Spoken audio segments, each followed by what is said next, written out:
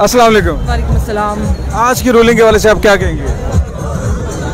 Unexpected तो नहीं है, सीधी सी बात है, क्योंकि मैं एटलीस्ट अपनी बात करूं तो मैं ऐसा एक्सपेक्ट नहीं कर रही थी कि इतने आराम से ये लोग पंजाब को जाने देंगे, क्योंकि हमारा तो है ही है, इनके भी सर्वाइवल का मामला है। हमसे मतलब हमारा भी है, ऑब्वियसली हमारा बहुत ज़्यादा, लेकिन इनकी तो सियासत ख़त्म हो जाएगी और ये तो तुफैलिए चलते ही सियासत में है। कोई किन की बात कर रही हैं आप? स्पेसिफाई करें। मैं फौज की बात कर रही हूँ, मैं नून लीग की बात कर रही हूँ। इस वक्त जरदारी और बाकी सारी पार्टीज, उनका सबका मफाद इकट्ठे है, तो मैं सबकी बात कर रही हूँ। चौधरियों की सियासत के वाले से क्या कहेंगे आप?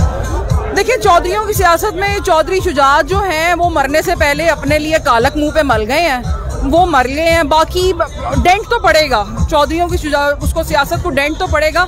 मोस्ट प्रोबेबली खान साहब को, मुनस को खुद लॉन्च करना पड़ेगा, मेरे ख्याल शायद उसको हम एक्सेप्ट ना करें। पिछले हालिया दिनों से जितनी भी पॉलिटिकल इंस्टेबिलिटी की वजह से पाकिस्तान में जो डॉलर है वो बतदरीज बढ़ता जा रहा है। आपको क्या लगता है कि अब आने वाले दिनों में इस इंस्टेबिलिटी की वजह से पाकिस्तान के हालात कैसे होंगे? मुझे आप लेमैन नहीं समझ सकते, मैं बैंकर हूँ, मेरी डायरेक्ट डीलिंग है इसके साथ, डॉलर के मामला के साथ। ये इस वक्त टीवी पे नहीं बता रहे हैं, जो बैंक्स में हम बैठे हुए जानते हैं ना, जो इम्पोर्टर्स के साथ गुजर रही है।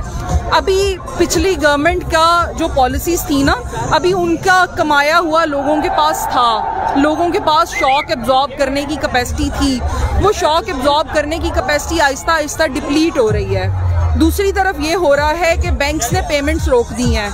जब पेमेंट्स रुकेंगी ना तो माल आना बंद हो जाएगा। एलसीज ओपन नहीं हो रही, ओपन नहीं होंगी, एलसीज तो फिर ओपन हो रही हैं। आपका बहुत ज्यादा इंपोर्टर ऐसा है जो एलसी पे काम नहीं करता, उसकी पेमेंट बाहर नहीं जा रही। जब उसकी पेमेंट नहीं ना जाएगी, उसकी शिपमेंट नहीं आएगी, तो आपका आने वाले दिनों में डिमांड एंड सप्लाई का इतना बड़ा क्राइसिस आने वाला है कि आपकी सोच भी नहीं जा सकती। चलिए, आपके प्रोफेशन रिलेटेड अच्छा कि आप बैंकर हैं, और मुझे ये बताइएगा कि आपको क्या लगता है कि इस वक्त हमारे पास जो इम्पोर्ट बिल है, क्या उसको पे करने के लिए पाकिस्तान के स्टेट बैंक के पास पैसा पड़ा है? नहीं पड़ा हुआ।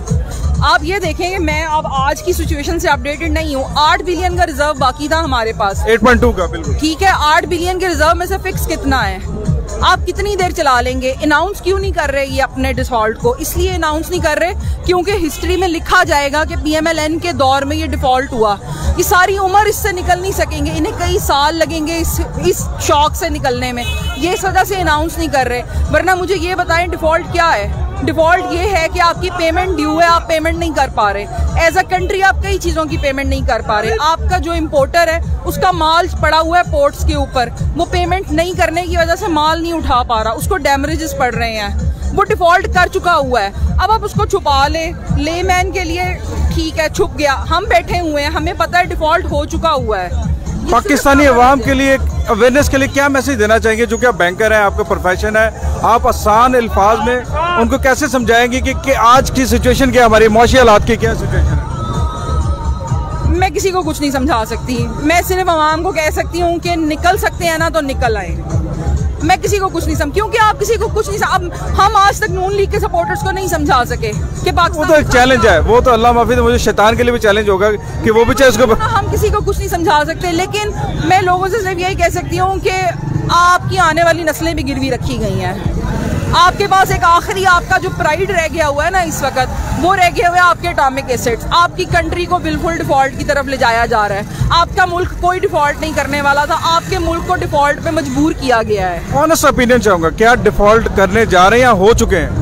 ऑनेस्ट बताइएगा। हो चुके हैं, हो चुके हैं। अब आगे ये जितना मर्जी कैमोफ्लेज करें, लेकिन आपका इंपोर्टर पेमेंट नहीं। आप जाएं मार्केट में, आप शालमी चले जाएं, इंपोर्टर से जाके पूछें। आप अपनी किसी भी मार्केट में, किसी भी बिजनेस हब में चले जाएं, जाके इंपोर्टर से पूछें। उसकी प्रोडक्ट्स की प्राइसेस इतनी बढ़ गई हैं कि ऑयल की जो एलसी, मैं खुर्दनी तेल की, एडिबल ऑयल की बात कर रही हूँ, तेल की जो एलसी हम लोग 3-3.5 लाख डॉलर की खोलते थे ना, वो इस वक्त 7-7.5 लाख डॉलर पे जा चुकी है। और एलसी की पेमेंट भी 1 लाख से ऊपर होना तो मौत पड़ जाती है, हम पेमेंट नहीं कर। मिफ्ता इस्माइल जिस तरह से ये इकोनॉमी को चला रहे हैं, क्या आपको लगता है ये आगे वजीर खजाना चला रहा? वो डुगडुगी लेके ना बंदर का तमाशा कर रहा है, वो इकोनॉमी नहीं। क्या